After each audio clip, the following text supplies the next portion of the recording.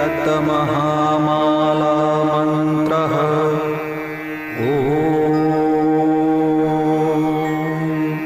इदं विष्णुर्विचक्रमे त्रेधा निदधे पदम् समूढमस्य पाघुसुरे स्वाहा।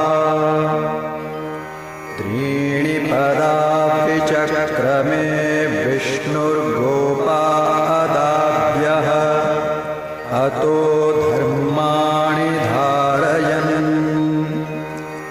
तद्विष्णोः परमं पदं सदा पश्यन्ति सूरयः दिवीव चक्षुराततम्।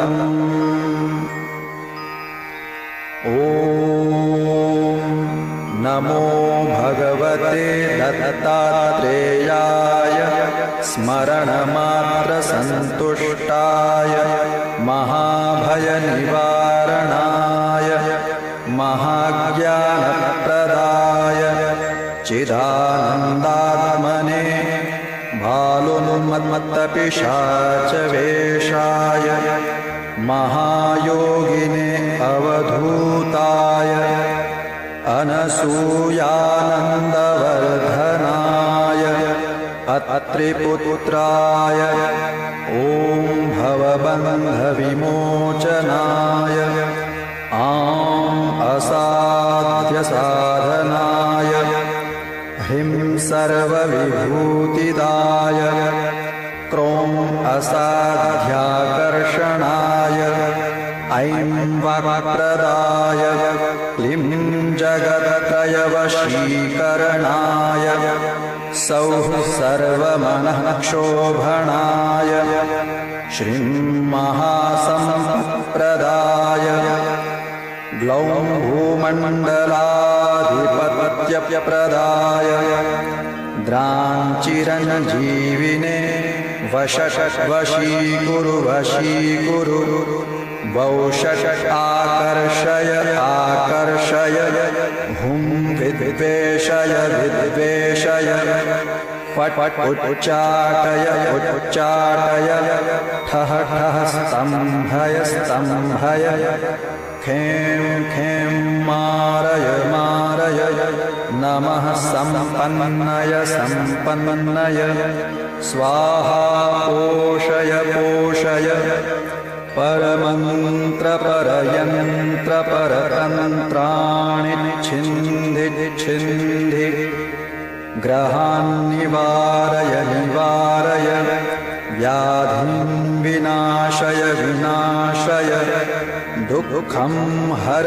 हर दारिद्र्यं विद्रावय विद्रावय देहं पोषय पोषय चित्तं तोषय तोषय सर्वमन्त्रस्वरूपाय सर्वयन्त्रस्वरूपाय सर्वतन्त्रस्वरूपाय सर्वपल्लवस्वरूपाय ॐ नमो महासिद्धाय स्वाहा।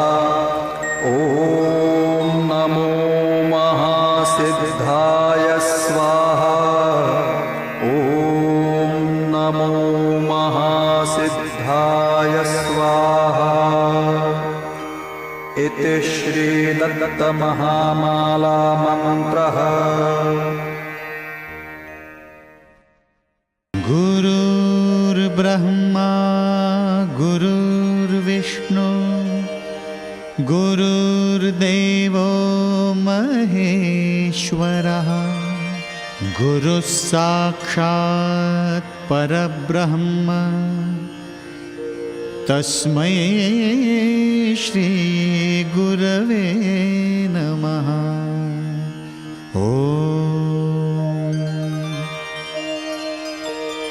दिगंबरा दिगंबरा श्रीपादवल्लभ दिगंबरा ब्रह्मा विष्णु महेश्वरा श्रीपादवल्लभ दिगंबरा। दिगंबरा दिगंबरा श्रीपादवल्लभ दिगंबरा ब्रह्मा